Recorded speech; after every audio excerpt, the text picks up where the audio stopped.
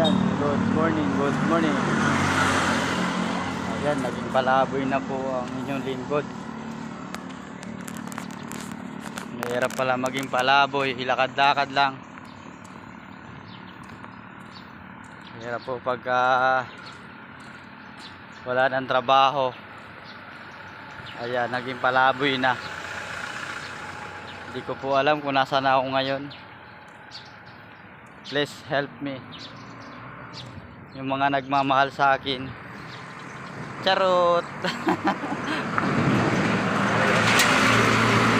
Lakad-lakad lang muna habang medyo magaan pa ang init. Pampalakas po ng katawan.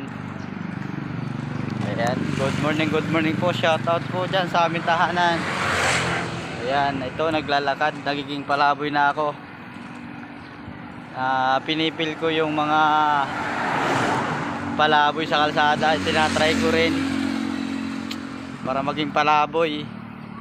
So mapagod naman pala, pero bakit sila parang hindi nila napaparamdaman? Ayan, shout out po dyan sa lahat ng followers ko. Thank you so much.